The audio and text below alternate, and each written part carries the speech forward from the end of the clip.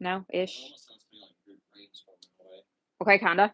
So the term groupthink refers to any group. It could be like our whole class as a group. It could be these three people as a group. It could be whatever. It could be the whole school who, because you're surrounded by people who you like, you're connected with, you feel bonded with, when those people around you start saying an idea, you are more willing to adopt that idea without maybe doing your due diligence, okay? You're more likely to jump on the bandwagon. You're more likely to then agree with what they're saying. And then it feeds on each other to where you all are thinking the same thing. And you're not now it doesn't mean that it's bad to find a group of people that to think the same thing. But what it means is like you're all latching onto an idea without even considering things just because it's the group. Okay. So for example, if you all were in a group and you knew Cole knew the most about getting monetized on YouTube, right? And it was a project having to do with getting monetized on YouTube. And Cole started talking about it. And then Caroline's like, yes, yes, yes, Cole, you do have to jump off a bridge in order to be monetized. And Mary's like, yes, Cole and Caroline said that. So, yes, we got to jump off bridges. And Alexis is like, well, they said it and I'm a part of this group. Yes, yes, jump off some bridges. And Ava's over there thinking, that sounds really stupid, but I'm a part of a group. So, yeah, yeah, yeah, okay. And it just like, it's almost like that concept of, was anybody in a class where we watched The Crucible or talked about The Crucible? No. Okay. Well, I don't remember, but it's about the Salem witch trials, and there was a group of girls who became hysterical and were accusing people of being witches, and they fed off of each other. It was almost like groupthink. Okay. Um, please stop doing that. There are a lot of situations where it can be detrimental to big things, where it can really be harmful. So we're going to read about one of these situations that happened um, in NASA. So I'm going to pass these out and I'm going to read it out loud. You can follow along. I want you to pay attention to anything that you think might sound like groupthink going on in NASA. Kiara, there you go. In NASA. Okay, so all right, once you get this, then we will start. Okay, so this is from the New York Times in 2003. So it is relatively an old article, but um, the material is not something that is time sensitive as far as it won't age. So, okay. The Nation, NASA's curse, groupthink is 30 years old and still going strong. All right. At NASA, it really is rocket science, and the decision makers really are rocket scientists. But a body of research that is getting more and more attention points to the ways smart people working collectively can be dumber than the sum of their brains. The issue came into sharp focus in Houston last week at the first public hearing of the board investigating the Columbia disaster last month. Um, does anybody know what that's referring to? Let me do just quick. Columbia. Yeah, I mean, that's good job, Cole. Columbia disaster 2003. It was so in February 1st, 2003. So I was still in high school, so I was like 16 then. The space shuttle Columbia disintegrated as it re-entered the atmosphere over Texas and Louisiana, killing all 7 astronauts aboard. Okay, so this was relatively recent. I think that sometimes we forget that space travel still is dangerous. It's not something that I mean, it's still um, okay. So 7 astronauts were killed in 2003. All right. So there was an investigation, obviously, and keep in mind, I said this was written in 2003, so this was fresh at the time. Um, let's skip to oh no, we'll continue. Henry McDonald, a former director of the NASA Ames Research Center testifying before the board, said that officials of the space agency want to do the right thing but cannot always get the facts they need. Referring to the shuttle program manager Ron Ditmore, he said, I have no concern at all that people like Ron Ditmore presented with the facts, will make the right decision. But he said the concern is presenting him with the facts. In fact, NASA's databases are out of date. For example, it cannot easily collect its data on damage to the shuttle on previous flights and then search for the material for trends and warning signs. Investigators are also questioning the quick analysis by Boeing engineers that NASA used to decide early in the Columbia mission that falling foam did not endanger the shuttle, though it is now considered one of the leading candidates for the craft's breakup. The analysis satisfied important decision makers, but some engineers continue to discuss situations involving possible problems related to the impact, a routine process NASA calls what ifing. Because the engineers directly connected to the process were satisfied that the foam was not a risk, they did not pass the results of their discussions up the line, even though they suggested the material could potentially cause catastrophic damage. But other engineers who had been consulted became increasingly concerned and frustrated. Any more activity today on the tile damage, or are people just relegated to crossing their fingers and hoping for the best? Asked a landing gear specialist, Robert Dougherty, in a January 28 email message to an engineer at the Johnson Space Center just days before the shuttle disintegrated on February 1st.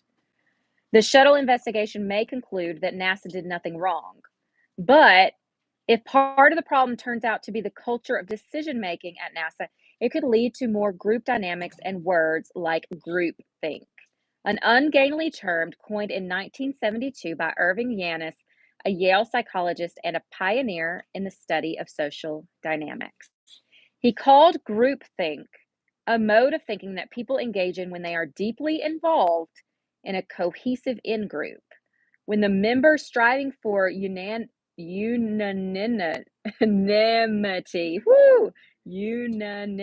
there you go, override, their motivation to realistically appraise alternative courses of action. So basically, he's saying there, when people want to be unanimous in their decision, they want everybody to agree on everything. Then, like I was mentioning earlier, even if Ava thinks it's dumb to jump off a bridge, she knows everybody else thinks it's fine and thinks that they need to do that in order to become monetized on YouTube. So she's going to suppress that so that she's not that naysayer in the group. It is a triumph of concurrence over good sense and authority over expertise.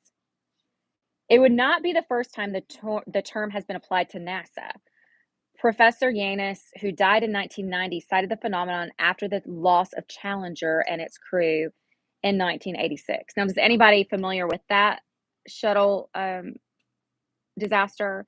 They had actually decided for a civilian, a teacher, to be able to be on board of the Challenger in 1986, and it blew up right as it was taking off into outer space. And I mean, everybody around the nation was watching it on TV as it exploded. That was the one they were going to put Big Bird on it. Yep, they didn't, but yeah.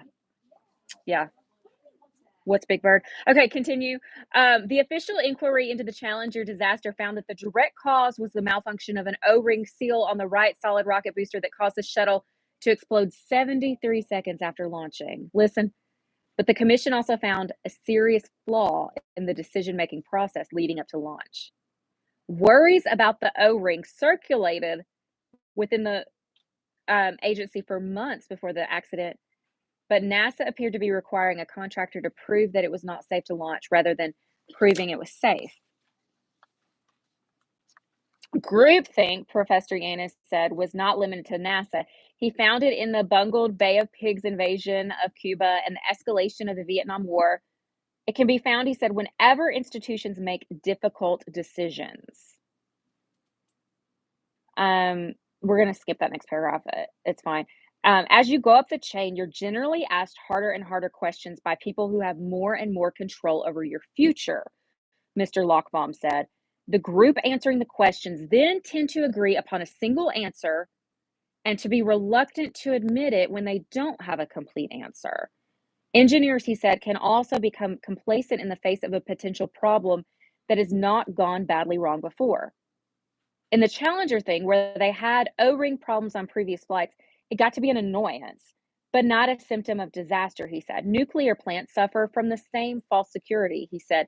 6 plants had previously suffered minor corrosion, but none was discovered in a condition like Davis Best.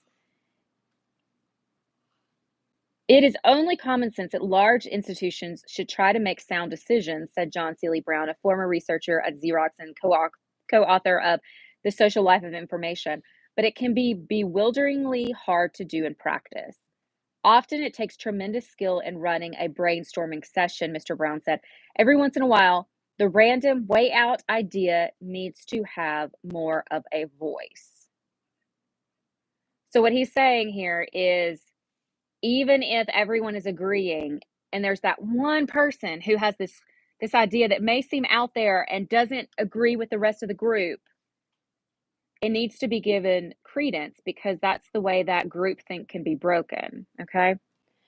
But giving the dissenting voice or voices greater influence turns out to be tricky. You've got to figure out something in a finite amount of time, Mr. Brown said, or find yourself, as NASA is now, swimming in a sea of hypotheses.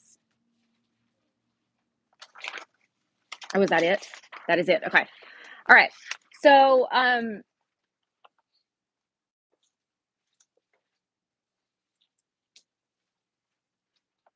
let's just chat about these. I'm not gonna make you all write it down, as long as you know what groupthink means, or you think you know what groupthink means. Oh, that's yes, sure. Okay. So, tell me, what do you think, especially in a place like NASA? That is going up my nose. Let's not do that. Especially in a place like NASA, or let's say the CIA, or any big security thing, or a nuclear plant, Watts Bar. What is the biggest danger, do you think, to groupthink? Why is groupthink so dangerous in a place like NASA, Watts Bar, any security thing? Safety reasons. Because if they all, like for example, if they all thought that it was better to drive a car that should be on 4 wheels with 3 wheels, and they all agree upon that, and nobody contradicts that thinking, then somebody's going to get hurt in a 3-wheel car. Mm-hmm. And if they can't break that, then on a bigger scale, if they fail to make a correct judgment in a nuclear plant or in a NASA plant, somebody's going to die.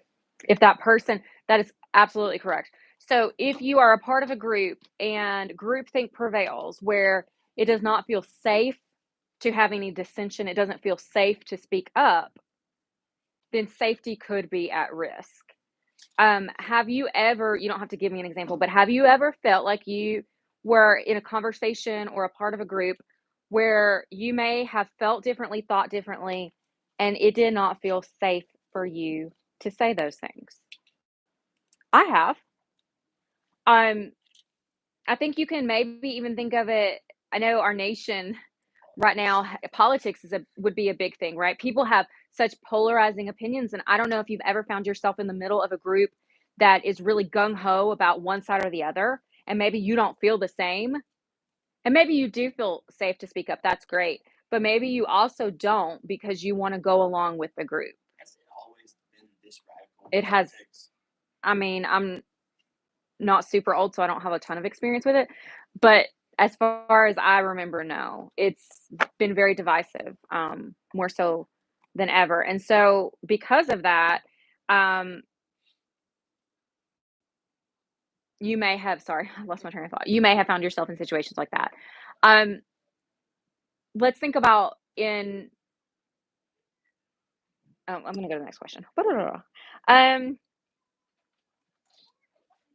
why, besides trying to fit in, okay, people trying to fit in, what is another reason you think that groupthink occurs? Besides somebody trying to fit in. Possibly just that laziness. Okay. Okay. Mhm. Okay. What about this article mentioned that especially the engineer team wanted to seem like they had it all together when they were talking to the people above them. So they didn't, the people who might have had different thoughts didn't want to bring those because they wanted to be like, okay, we're all on the same team. We're all on the same page. Let's, when we present our stuff to the boss people, let's let's have it all together. And if you don't, then it make it seem like we don't know what we're doing. Groupthink can also occur when not only do you want to seem like you know what you're doing and all agree on one thing, it can be sometimes difficult to admit as a whole that you all don't have the answers, right?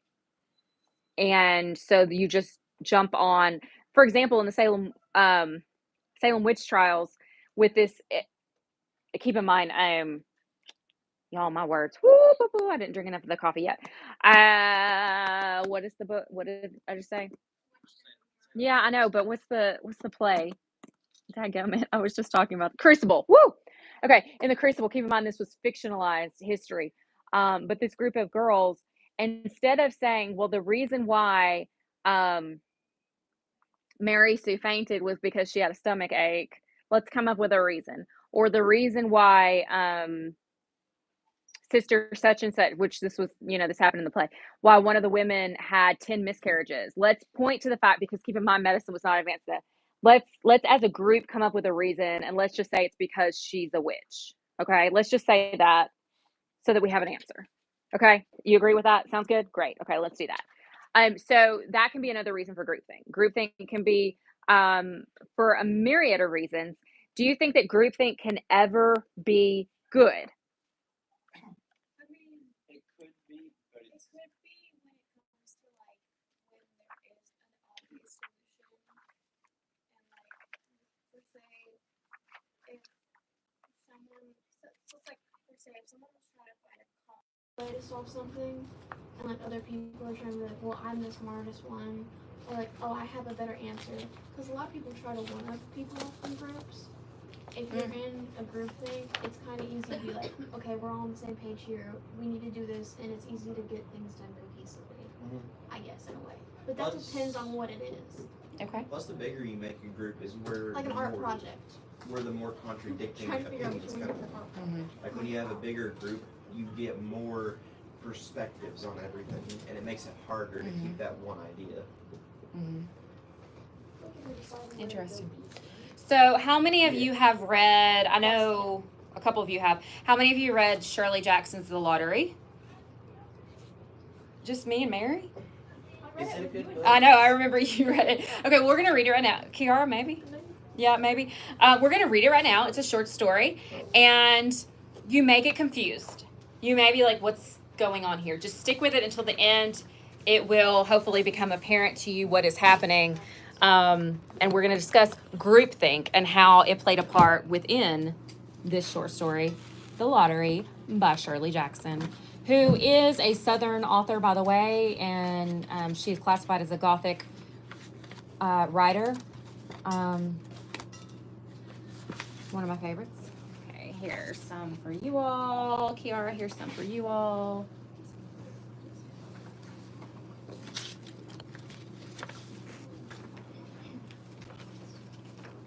And I believe I'm going to let Mr. Computer read this out for you all. Okay, so The Lottery by Shirley Jackson.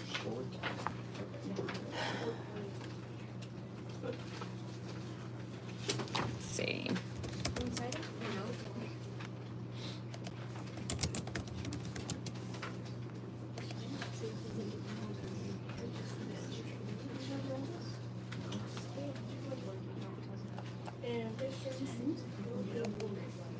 With a Planet Fitness Black Card, you don't just get a great workout, you get a great perk out because your membership is packed with perks. Join for just $1 down and $24.99 a month. Hurry, this deal ends soon. And we're back in third quarter planning. Adam. Okay, I'm gonna pause. This project. The Lottery by Shirley Jackson.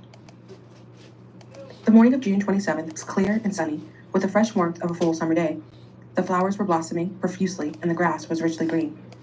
The people of the village began to gather in the square between the post office and the bank around 10 o'clock. In some towns, there were so many people that the lottery took 2 days and had to be started on June 2nd. But in this village, where there was only about 300 people, the whole lottery took less than 2 hours, so it could begin at 10 o'clock in the morning and still be through in time to allow the villagers to get home for noon dinner. The children assembled first, of course. School was recently over for the summer, and the feeling of liberty sat uneasily on most of them. They tended to gather together quietly for a while before they broke into boisterous play, and their talk was still of the classroom and the teacher, of books and reprimands. Bobby Martin had already stuffed his pockets full of stones, and the other boys soon followed his example, selecting the smoothest and roundest stones.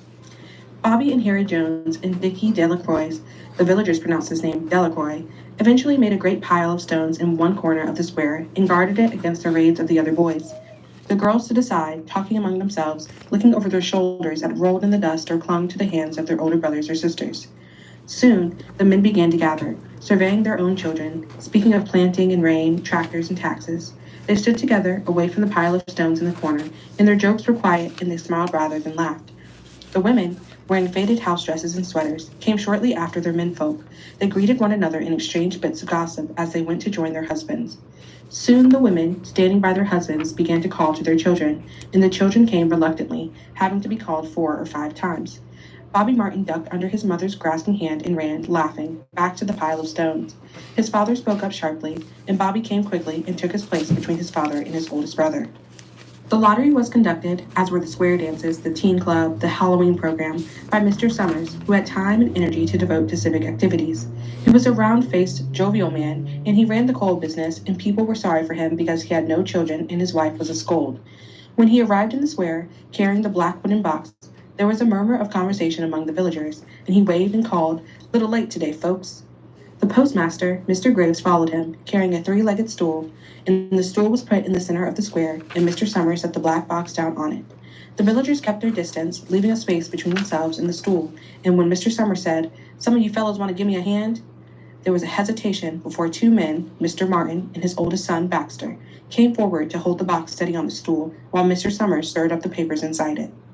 The original paraphernalia for the lottery had been lost long ago, and the black box now resting on the stool had been put into use even before Old Man Warner, the oldest man in town, was born. Mr. Summers spoke frequently to the villagers about making a new box, but no one liked to upset even as much tradition as was presented by the black box. There was a story that the present box had been made with some pieces of the box that had preceded it, the one that had been constructed when the first people settled down to make a village here. Every year, after the lottery, Mr. Summers began talking again about a new box, but every year the subject was allowed to fade off without anything being done. The black box grew shabbier each year. By now it was no longer completely black, but splintered badly along one side to show the original wood color, and in some places faded or stained. Mr. Martin and his oldest son Baxter held the black box securely on a stool until Mr. Summers had stirred the papers thoroughly with his hand. Because so much of the ritual had forgotten or discarded, Mr. Summers had been successful in having slips of paper substituted for the chips of wood that had been used for generations. Chips of wood, Mr. Summers had argued, had been all very well when the village was tiny, but now that the population was more than 300 and likely to keep on growing, it was necessary to use something that would fit more easily into the black box. The night before the lottery, Mr. Summers and Mr. Graves made up the slips of paper and put them in the box, and it was then taken to the safe of Mr. Summers's coal company and locked up until Mr. Summers was ready to take it to the square the next morning. The rest of the year, the box was put away. Sometimes one place, sometimes another. It had spent 1 year in Mr. Graves's barn and another year underfoot in the post office, and sometimes it was set on a shelf in the Martin grocery and left there. There was a great deal of fussing to be done before Mr. Summers declared the lottery open. There were the lists to make up of heads of families, heads of households in each family, members of each household in each family. There was the proper swearing in of Mr. Summers by the postmaster as the official of the lottery. At one time, some people remembered, there had been a recital of some sort performed by the official of the lottery, a perfunctory, tuneless chant that had been rattled off duty each year. Some people believed that the official of the lottery used to stand just so when he said or sang it. Others believed that he was supposed to walk among the people. But years and years ago, this part of the ritual had been allowed to lapse. There had been also a ritual salute, which the official of the lottery had to use in addressing each person who came up to draw from the box. But this also had changed with time. Until now, it was felt necessary only for the official to speak to each person approaching. Mr. Summers was very good at all of this. In his clean white shirt and blue jeans, with one hand resting carelessly on the black box, he seemed very proper and important as he talked intermittently to Mr. Graves and the Martins. Just as Mr. Summers finally let off talking and turned to the assembled villagers, Mrs. Hutchinson came hurriedly along the path to the square, her sweater thrown over her shoulders and slid into place in the back of the crowd. Clean forgot what day it was, she said to Mrs. Delacroix, who stood next to her, and they both laughed softly. Thought my old man was out back stacking wood, Mrs. Hutchinson went on. And then I looked out the window and the kids were gone, and then I remembered it was the 27th and came a running.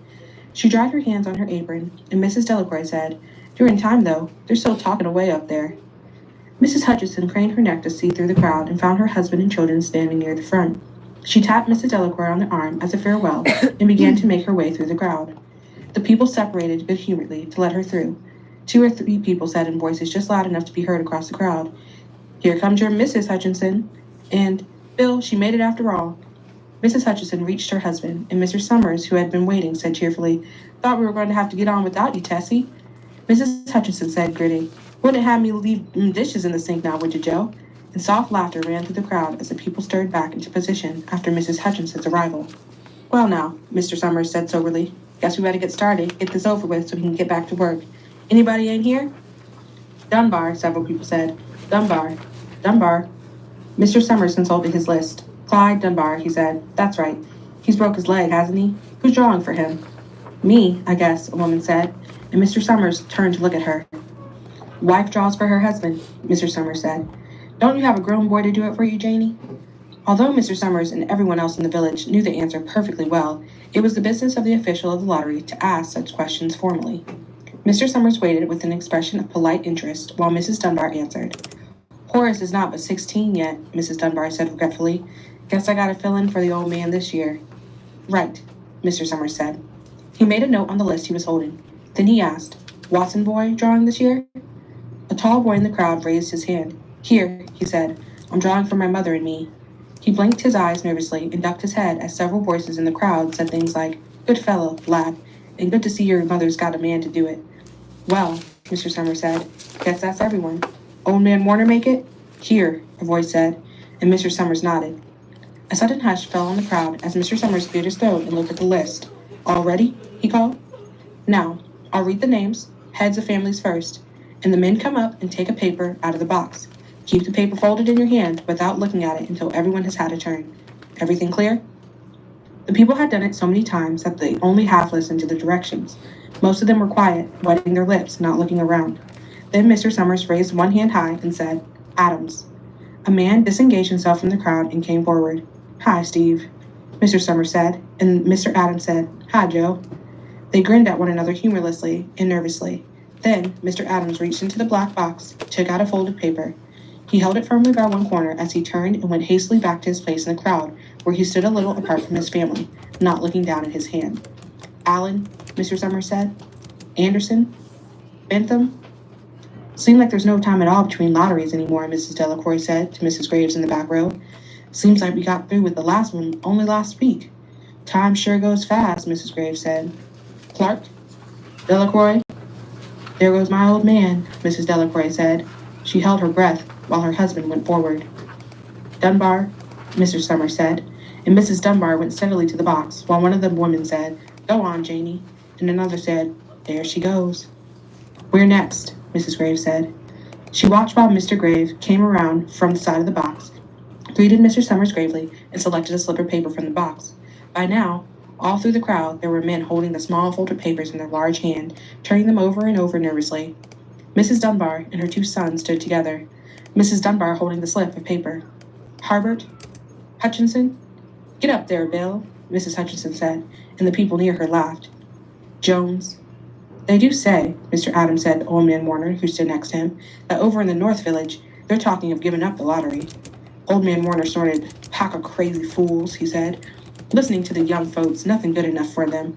Next thing you know, they'll be wanting to go back to living in caves. Nobody work anymore.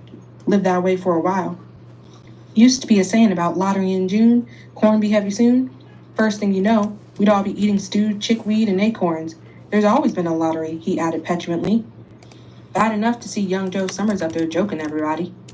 Some places have already quit lotteries, Mrs. Adams said. Nothing but trouble in that, old man Warner said stoutly. Pack of young fools. Martin and Bobby Martin watched his father go forward. Overdyke? Percy? I wish they'd hurry, Mrs. Dunbar said to her older son. I wish they'd hurry. They're almost through, her son said. You get ready to run, tell Dad, Mrs. Dunbar said. Mr. Summers called his own name and then stepped forward precisely and selected a slip from the box. Then he called Warner. 77th year I've been in the lottery, old man Warner said as he went through the crowd. 77th time. Watson. The tall boy came awkwardly through the crowd. Someone said, Don't be nervous, Jack. And Mr. Summers said, Take your time, son. Zanini. After that, there was a long pause, a breathless pause, until Mr. Summers, holding his slip of paper in the air, said, All right, fellows. For a minute, no one moved, and then all the slips of paper were opened. Suddenly, all the women began to speak at once, saying, Who is it? Who's got it? Is it the Dunbars? Is it the Watsons? Then the voices began to say, It's Hutchinson. It's Bill. Bill Hutchinson's got it. Go tell your father, Mrs. Dunbar said to her older son. People began to look around to see the Hutchinsons. Bill Hutchinson was standing quiet, staring down at the paper in his hand. Suddenly, Tessie Hutchinson shouted to Mr. Summers, You didn't give him time enough to take any paper he wanted. I saw you. It wasn't fair. Be a good sport, Tessie, Mrs. Delacour called, and Mrs. Graves said, All of us took the same chance. Shut up, Tessie, Billy Hutchinson said. Well, everyone, Mr. Summers said, that was done pretty fast, and now we've got to be hurrying a little more to get it done in time. He consulted his next list. Bill, he said, you draw for the Hutchinson family. You got any other households in the Hutchinsons? There's Don and Ava, Mrs. Hutchinson yelled. Make them take their chance. Daughters draw with their husbands' families, Tessie, Mr. Summers said gently. You know that as well as anyone else. It wasn't fair, Tessie said. I guess not, Joe, Bill Hutchinson said regretfully. My daughter draws with her husband's family. That's only fair, and I've got no other family except the kids. Then, as far as drawing for families is concerned, it's you. Mr. Summers said in explanation, and as far as drawing for households is concerned, that's you too, right? Right, Bill Hutchinson said. How many kids, Bill? Mr. Summers asked formally. 3, Bill Hutchinson said. There's Bill Jr. and Nancy and little Dave and Tessie and me. All right then, Mr. Summers said. Harry, you got their tickets back? Mr. Graves nodded and held up the slips of paper. Put them in the box then, Mr. Summers directed. Take Bill's and put it in. I think we ought to start over, Mrs. Hutchinson said as quietly as she could. I tell you, it wasn't fair. You didn't give him time enough to choose. Everybody saw that. Mr. Graves had selected the 5 slips and put them in the box, and he dropped all the papers, put those onto the ground, where the breeze caught them and lifted them off. Listen, everybody, Mrs. Hutchinson was saying to the people around her. Ready, Bill? Mr. Summers asked, and Bill Hutchinson, with one quick glance around at his wife and children, nodded. Remember, Mr. Summers said, take the slips and keep them folded until each person has taken one. Harry, you help little Dave. Mr. Graves took the hand of the little boy who came willingly with him up to the box. Take a paper out of the box, Davy, Mr. Summers said. Davy put his hand into the box and laughed. Take just one paper, Mr. Summers said. Harry, you hold it for him. Mr. Graves took the child's hand and removed the folded paper from the tight fist and held it while little Dave stood next to him and looked up at him wonderingly. Nancy next, Mr. Summers said. Nancy was 12, and her school friends breathed heavily as she went forward, switching her skirt, and took a slip daintily from the box. Bill Jr., Mr. Summers said, and Billy, his face red and his feet overlarge, near knocked the box over as he got a paper out. Tessie, Mr. Summers said. She hesitated for a minute, looking around defiantly, and then set her lips and went up to the box. She snatched the paper out and held it behind her. Bill, Mr. Summers said, and Bill Hutchinson reached into the box and felt around, bringing his hand out at last put the slip of paper in it. The crowd was quiet. A girl whispered, I hope it's not Nancy. And the sound of the whisper reached the edge of the crowd. It's not the way it used to be, old man Warner said clearly. People ain't the way they used to be. All right, Mr. Summers said. Open the papers. Harry, you open little Dave's. Mr. Graves opened the slip of paper, and there was a general sigh through the crowd as he held it up, and everyone could see that it was blank. Nancy and Bill Jr. opened theirs at the same time, and both beamed and laughed, turning around to the crowd and holding their slips of paper above their heads. Tessie, Mr. Summers said. There was a pause, and then Mr. Summers looked at Bill Hutchinson, and Bill unfolded his paper and showed it. It was blank. It's Tessie, Mr. Summers said, and his voice was hushed. Show us her paper, Bill. Bill Hutchinson went over to his wife and forced the slip of paper out of her hand. It had a black spot on it. The black spot Mr. Summers had made the night before with the heavy pencil in the coal company office. Bill Hutchinson held it up, and there was a stir in the crowd. All right, folks, Mr. Summers said. Let's finish quickly. Although the villagers had forgotten the ritual and lost their original black box, they still remembered to use stones. The pile of stones the boys had made earlier was ready. There were stones on the ground with the blowing scraps of paper that had come out of the box. Delacroix selected a stone so large she had to pick it up with both hands and turned to Mrs. Dunbar. "Come on," she said. "Hurry up." Mr. Dunbar had small stones in both hands, and she said, grasping for breath, "I can't run at all. You have to go ahead and I'll catch up with you." The children had stones already, and someone gave little Davy Hutchinson a few pebbles. Tessie Hutchinson was in the center of a cleared space by now, and she held her hands out desperately as the villagers moved in on her. "It isn't fair," she said. A stone hit her on the side of the head. Old Man Warner was saying, come on, everyone." Steve Adams was in the front of the crowd of villagers, with Mrs. Graves beside him. "It isn't fair. It isn't right," Mrs. Hutchinson screamed. And then they were upon her.